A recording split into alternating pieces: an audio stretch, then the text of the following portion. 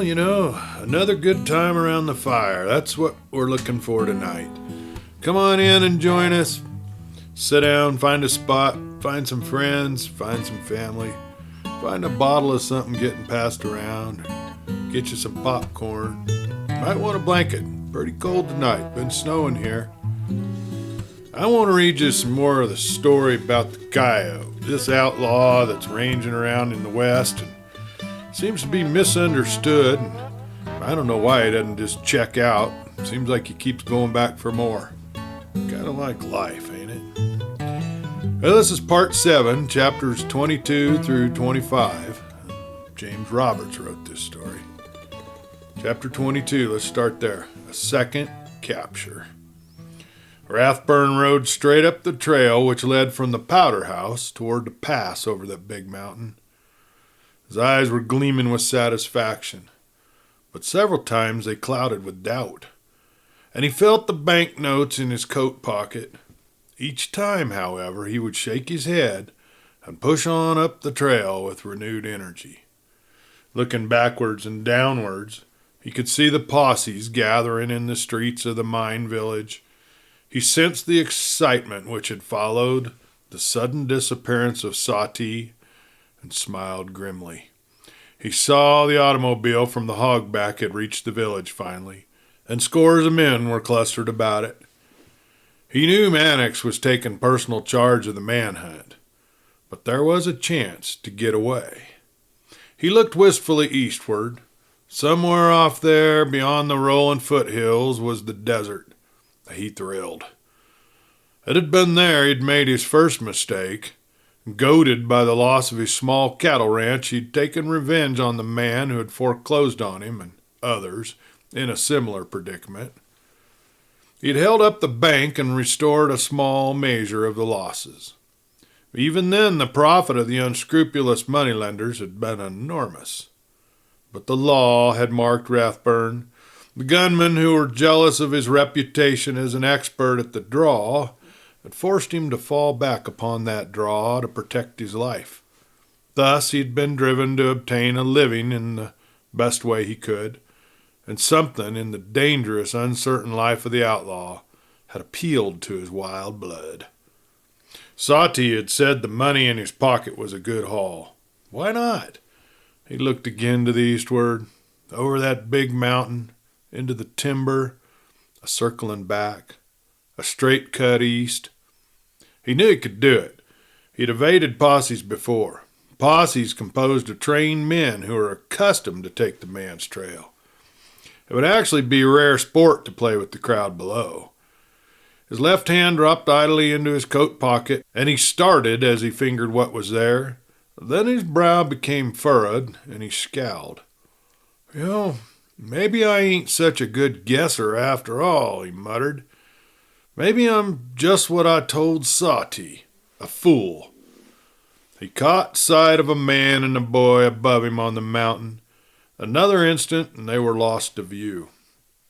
Wrathburn suddenly put the spurs to his horse, and the dun surged up that steep trail. And as he rode, Wrathburn took his rawhide lariat from its place on the saddle. At a point above where the trail twisted about a huge outcropping of rock, he turned off, dismounted, and he crept to the top of the rocks. Quickly he surveyed the trail above. Then he slipped back down to his horse, he got in the saddle, and he took up a position just at the lower end of the outcropping. Some little distance back from the trail and above it, he held the lariat ready in his hands. He sat his horse quietly, just listening. The wind had died with the dawn, and there was no sound in the hills. The sun was mounting in the sky to the eastward, and Wrathburn looked out over the timbered slopes below with wistful eyes. Suddenly his gaze became alert. The sound of horses upon the rocky trail above the outcropping came to his ears. Gradually the sound became more and more distinct. He could hear the hoofs of the horses striking against the rock of the trail. He shook out the noose of his rope, and it sang as it twirled in the air. The head of a horse had hardly pushed past that rock when Wrathburn's noose went swirling downward and dropped true over its target. The man in the saddle loosed a string of curses as he felt the rawhide lariat tighten about his arms and his chest. His horse shied and he was dragged from the saddle, landing on his feet but falling instantly. The second horse reared back and Wrathburn's gun covered the boy in the saddle. Wrathburn, keeping tight hold on that rope, hand over hand, and retaining his gun in his right hand at the same time, ran down the short pitch. The boy's horse became still, and while that youth stared, Wrathburn trussed up the first rider, then stood off to look at him. "Just taking a morning ride, Carlyle?" he asked cheerfully. "Or did you forget something? Now, don't make any false moves, kid. I ain't in a playful mood." The boy just continued to stare, but Carlyle's face was black with rage and curses flowed from his lips. "That won't get you anything," Wrathburn said coolly. "You might better be doing some tall thinking instead of cussing. You ain't got the cards stacked for this deal, Carlyle." "What's your game?" Carlyle managed to get out. "It's a deep one," Wrathburn replied dryly. "And it's too complicated to tell you now. I'm going to give you a chance to do the thinking I mentioned a while back. I ain't taking your gun or your horse. The only thing I'm taking is a chance, and I ain't taking it on your account."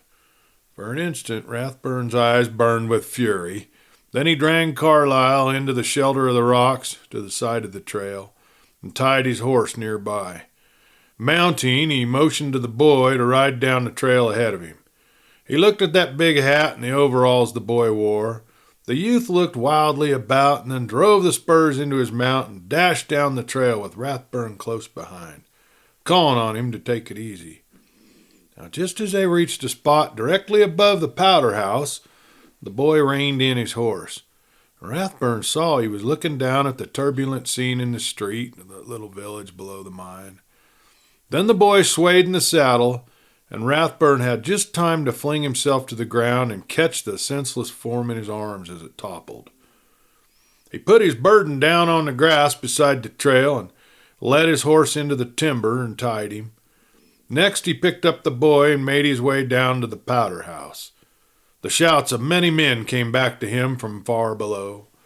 He succeeded in getting out the keys and unlocking the padlock which secured the door of the powder house. Then he opened the door, covered the frightened mine manager with his gun, and carried his burden in with one arm. "One of the accomplices," he said briefly to Sawtee, as he put the lad down and loosened the shirt at his throat. "He'll come around in a minute." Sawtee's eyes were popping from his head. He leaned back upon the cases of dynamite and passed a clammy hand over his brow. "And I've got Carlyle, too," said Wrathburn. "Taking it all around from under it ain't a bad morning's haul." Sawtee now stared at him with a new look in his eyes, a look in which doubt struggled with terror. "I don't believe you are the Coyote," he blurted out. "Well, who do you reckon I might be if I ain't?" Wrathburn asked quietly. "Well, you might be some kind of deputy or something." Wrathburn laughed harshly at that. "It just happens that I'm the man some folks call the Coyote. I don't like the name, but it was wished on me, and I can't seem to shake it off. If I wasn't the man you think I am, you wouldn't be in such a tight fix, Sawtee."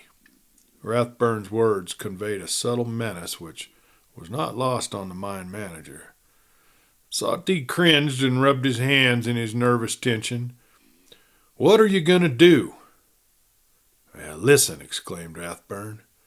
From below came the echoes of shouts and other sounds which conveyed the intelligence that a large body of men was on the move up to the mine and the mountain slope above. "They're after me," said Wrathburn bitterly. "They think I stole the payrolls. They can't get me, Sawtee. Not alive. And if they get me the other way, I'm going to see to it somehow that I don't get blamed for these jobs up here. Now, do you begin to see daylight?" Sawtee wet his dry lips. The figure on the floor stirred. The shouts from below sounded more distinct. Wrathburn's gun leaped into his hand. You better start hoping the shooting don't begin till we understand each other, Sawtee, he said grimly. We've come to the showdown. Chapter 23, some quick facts. Well, disregarding the sounds which continued to come from below, Wrathburn stood, gun in hand, regarding Sawtee with a grim countenance and a cold look in his keen gray eyes. I saw that truck driver held up, Sawtee. I was on that ridge below the divide. I saw that tall man in the black slicker, his partner and the boy. I didn't figure it would do any good to tell Mannix I'd taken in the show and I was on my way to the desert. Why, I'd be back there now if Carlisle hadn't overstepped the mark in that red feather place. Sawtee pricked up his ears. You let them arrest you, he said. Why? Because I knew Mannix didn't know who I was and didn't have anything on me, said Wrathburn quickly. And I got peevish at Carlisle and plumb suspicious when he tried to make things look bad for me right there at the start. Well, I began to wise up to the whole lay when you got me out of jail. Sawtee's face went white again. You see, your fine explanations of why you couldn't get that money up to the mine were thin as water, Sawtee. You could get that money up there if you wanted to, and when you asked me to carry that package to the mine, it was a dead out-and-out giveaway. I reckon you didn't play me to have any sense, and I don't think you gave Carlisle credit for having the brains of a jackrabbit either. Wrathburn laughed as the mine manager stared at mention of Carlisle's name again. Don't worry, he said contemptuously. I know it was Carlisle who held me up. I take it he figured that you had actually put money in that package. Wouldn't be surprised if it was him that you got to try that stunt, and he started away with the package as soon as he got it instead of sneaking back home to split it with you. Why, he double-crossed you, and you double-crossed him and me. Now I'm double-crossing the both of you. Sawtee's look had changed to one of anger. He glared at Wrathburn for getting his predicament. You'd have a fine time proving any of this nonsense, he found the courage to say. See, I'm not only going to prove what I've said so far, but I'm going to prove that these robberies were a put-up between you and Carlisle, with somebody helping you, said Wrathburn. Now, I've been in the mining game myself, Sawtee, but in our country, men spend their lives hunting metal to make some bunch of stockholders rich. Maybe they get something out of it themselves, and maybe they don't. But they're square, and the men that run the mines are square, most always. Anyway, they develop properties, and that's more than you're doing. You're not doing this camp any good. You're bleeding the mine and the company too. And I suppose you, the Coyote, are taking a hand in this business as a matter of principle, replied Sawtee. I didn't take a hand, Wrathburn pointed out sternly. You and Carlisle forced a hand on me, and I'm going to play it out. And I have another reason too, he added mysteriously. Did you say you had Carlisle? Sawtee asked in feigned anxiety. I've got him dead to rights, replied Wrathburn shortly, taking some paper and a pencil from his pocket. Sawtee looked at him curiously as he started to write on the paper. Going to write it all out and leave it? He asked sneeringly. I'm going to put it outside in the powder house in a place where Mannix or some of the others will be sure to find it, was the puzzling answer given. I suppose they'll believe it quicker if it's in writing, said Sawtee bravely. Wrathburn finished writing, folded the paper, placed it in the left-hand pocket of his coat. He carefully put away his pencil. His next act caused Sawtee some real concern. Using a drill, which was there for a purpose, evidently, Wrathburn broke open a box of dynamite caps and a box of dynamite. A single coil of fuse was lying on a box. He quickly affixed the cap to a stick of dynamite and crimped on a 2-foot length of fuse. Then he moved the open box of dynamite to the doorway and struck the stick with the cap and the fuse attached into it. There, he said, evidently greatly satisfied with his work. Now that fuse will burn about 2 minutes. That's too long. Perspiration again stood out on Sawtee's forehead as he watched Wrathburn cut off about a foot of the fuse. "That's better," said Wrathburn with a smile. "That'll burn about a minute. Time enough." Sawtee stared in horrified fascination at the foot of fuse which stuck straight out from the box of dynamite in the doorway. What are you going to do?" he gasped out. "Listen, Sawtee," said Wrathburn coolly. "When that stick of powder explodes, it'll set off the box and the other boxes, and instead of a powder house here, there'll be a big hole in the side of the mountain." Man, you're not going to do that." Sawtee's words came in a hoarse whisper. "Well, I reckon that's what I'm going to have to do," said Wrathburn, as he bent over the form on the floor of the powder house. The boy's eyes were open and were staring into Wrathburn's. Wrathburn lifted him to his feet, where he stood unsteadily. Again the gun was in Wrathburn's hand. "This party is going to leave us," he said to the frightened mine manager. "I'm going to step just outside for a minute.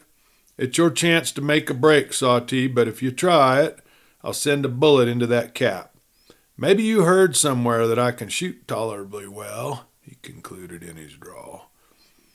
Sawtee gripped the sides of the boxes piled up behind him. Wrathburn led the boy outside and said quickly, "Just what is this man Carlyle to you?" A look of fear, remorse, dejection, all of it commingled and pleading, came into the dark eyes that looked up into his. Wrathburn didn't wait for a verbal answer.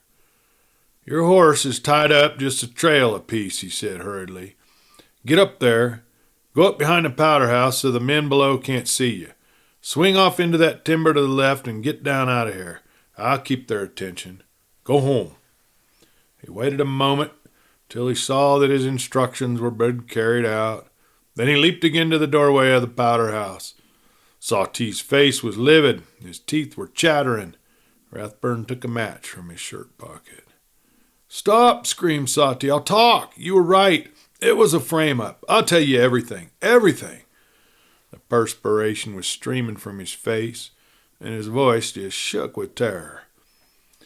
"You'll have a chance to talk in less than a minute," said Wrathburn calmly. A chorus of shouts came from the trail just below the powder house as a number of men came into view. Wrathburn stepped in front of the door with the match in his left hand and his gun in his right. Chapter 24. The Showdown. A wild chorus of yells greeted him. He had surmised that the men had seen him coming back down the trail to the powder house with his human burden, and now he called Sawtee into view.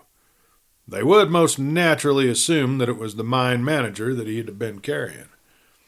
"Come to the door where they can see you," he called out to Sawtee.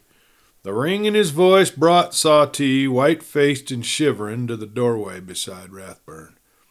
Another round of yells followed the mine manager's appearance. Then there was a sudden stillness. Wrathburn saw that the crowd was made mostly up of miners.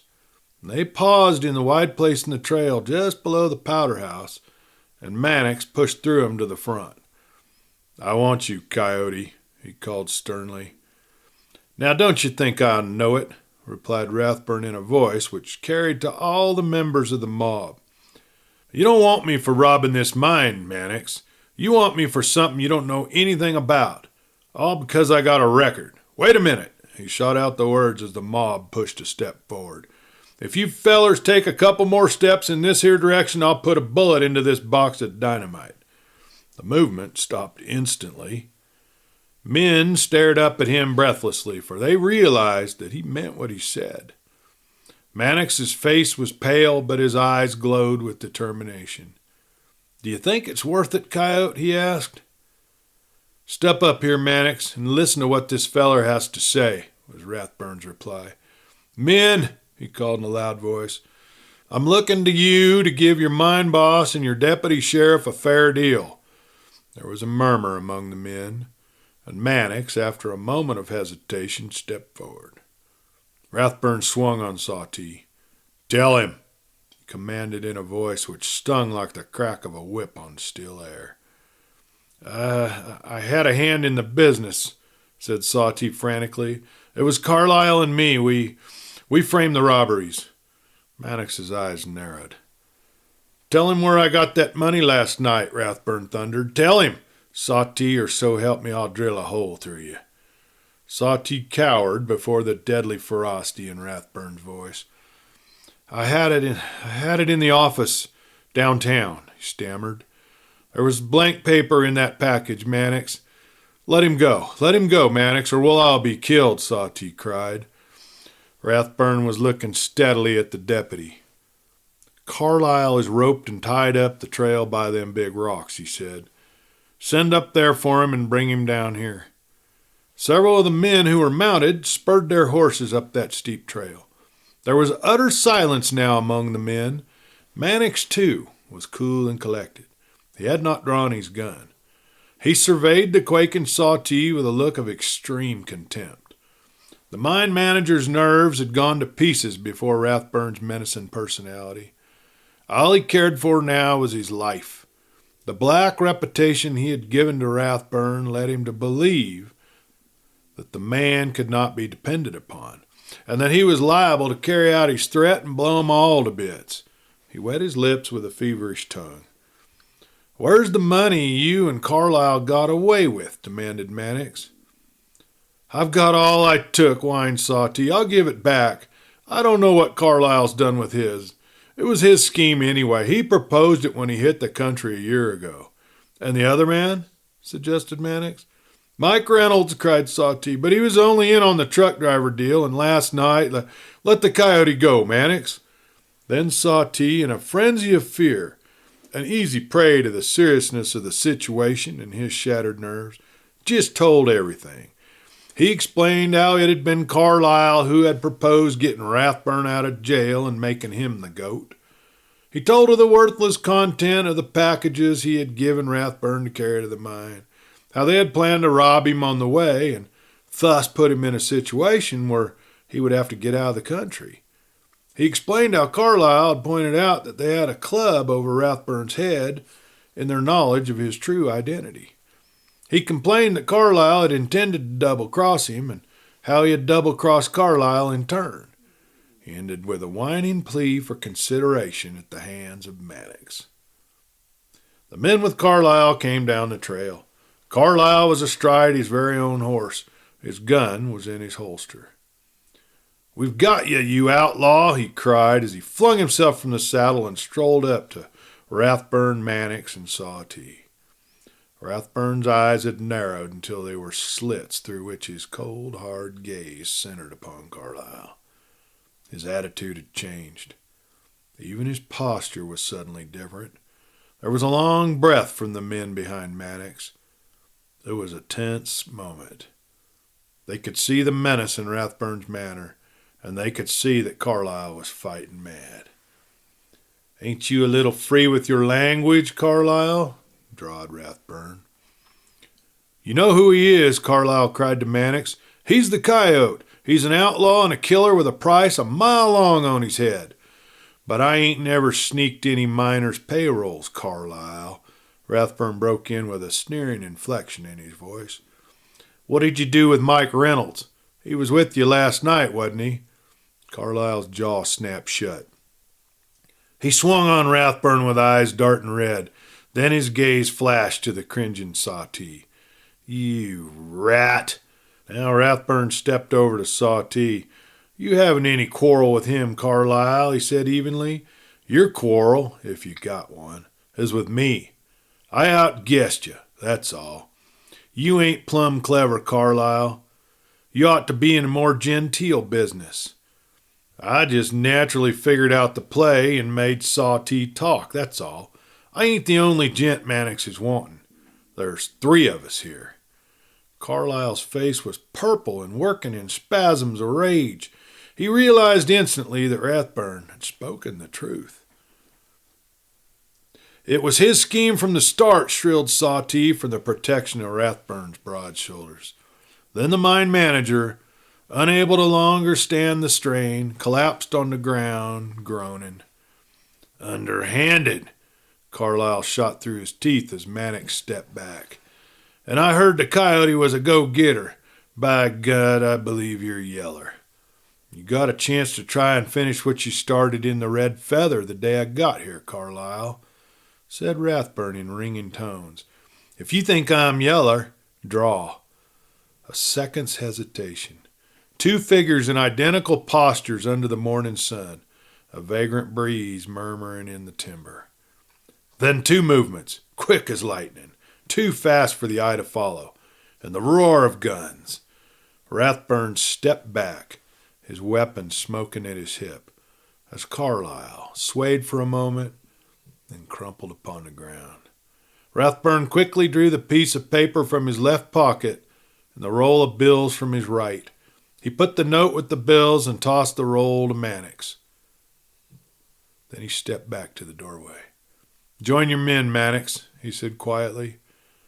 Mannix thrust the money into a pocket and stood for several seconds, looking directly into Wrathburn's eyes. A curious expression was on the deputy's face, partly wonder, partly admiration, partly doubt. Then he turned abruptly upon his heel and walked back to the gaping men. Sawtee struggled to his feet. Wrathburn motioned to him to join the others, and he staggered down to him.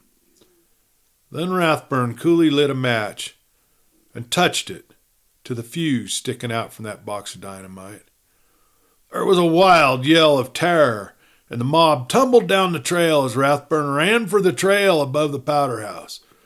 The men had disappeared when he turned. His gun leaped into his hand, and he fired. Once, twice, 3 times. The 4th shot cut the burning fuse. With a sharp intake of breath, he ran for his horse, mounted, and rode into the timber along the trail. Chapter 25. Filed. Al Wrathburn picked his way slowly through the timber around to the southeast, and then directly down towards the town. Now it was slow going, and the man seemed to relish this fact. His face was thoughtful, wistful, a bit grave. He occasionally patted his horse's neck. "We're on our way home, old hoss," he said softly. "Seems like we just had to stop off here." He fingered 2 small objects in his coat pocket. "I wonder," he murmured, "I wonder if I could be mistaken." He turned west after a time and rode carefully till he gained a worn trail. This he followed down towards town, and within a half an hour he dismounted in the timber behind a small cabin at the side of the road to the hog-back. Wrathburn went to the rear door and knocked. He received no answers, but sounds came to him through an open window. He opened the door softly and stole inside. Now, there was no one in the kitchen. The sounds had come from another room. He passed on into a bedroom and turned into another bedroom, where he saw a figure in overalls laying on the bed. A great mass of dark hair had covered the pillow. The form shook with sobs. Wrathburn laid a gentle hand upon the shoulder, and the face, which had quickly turned to him, was the face of the girl that he had first seen when coming into town, the girl who had been sitting the horse listening to Carlyle's tirade, the girl the barn man had said was supposed to be Carlyle's sister. "Hell, they don't know you were up there," said Wrathburn softly. "Your boys' clothes fooled 'em, if they saw you at all. They probably thought I was carrying Sawtee down the trail, for they found Sawtee up there in the powder house with me." The girl sobbed again. Her eyes were red with weeping. "Listen, ma'am," said Wrathburn gently. "I picked these up from the road that day the truck driver was held up," and he brought out 2 hairpins from his coat pocket. "It set me to thinking, ma'am, and was one reason why I stayed over here to find out what was going on. See, maybe I've done wrong, ma'am, but I was hoping I'd be doing you a favor. I saw the look in your eyes the day Carlyle was talking to you when you was on the hoss, and I know that you helped him in his hold-ups, dressed like a boy, but I figured you didn't do it 'cause you wanted to." "No, no, no," sobbed the girl. "All right, fine, little girl. No one knows anything about it but me, and I'm a-going away. But listen, girlie, Just what was Carlisle to you? A spasm of weeping shook the girl. Nothing I could help, she sobbed. I had to do as he said because, I hate him, I hate him. There, soothed Wrathburn.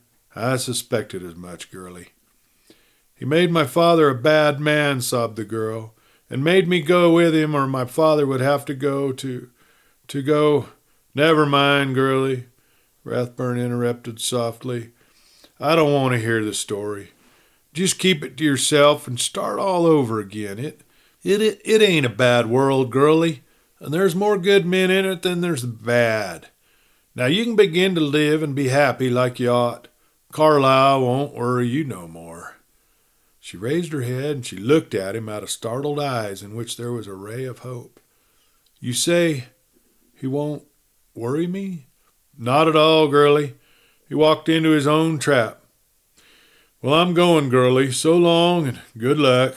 He took her hand and he pressed it, and under the spell of his smile the hope came into her welling eyes. Goodbye, he called from the doorway. She was smiling faintly through her tears when he slipped on out. Deputy Sheriff Mannix was sitting in his little office alone. It was nearly sunset. A faint glow of crimson shot across the carpet. Mannix was scowling thoughtfully. On the desk before him were two pieces of paper. One of them was a reward notice publishing the fact that the Coyote was wanted, and that $5,000 would be paid by the state of Arizona for his capture, dead or alive. Mannix picked up the second piece of paper and again read the words penciled upon it. I am taking out of this money belonging to the Dixie Queen the $500 Sati promised me for carrying the money to the mine, and the $2,000 reward offered for the capture of those who had been robbing the Dixie Queen. Now, I expect that shortly after this gets into the proper hands, Sati will be in jail, and he will be handy to tell you this all okay. Wrathburn. Mannix took up the reward notice, put it with the note, and jammed the two pieces of paper into an obscure pigeonhole in his desk. Filed, he said aloud.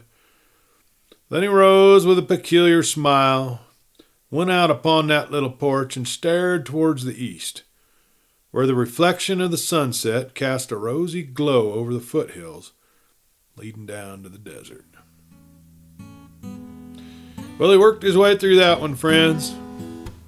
Doggone, he did more good than bad from the looks of it. Yeah, well, let's see what happens next time. I've got more of this story to tell you, so I'll do it next time we get around this here campfire. So let's enjoy ourselves for a while. I'll tell you more of this story later. And until I do, this is Clay Steele. Good night.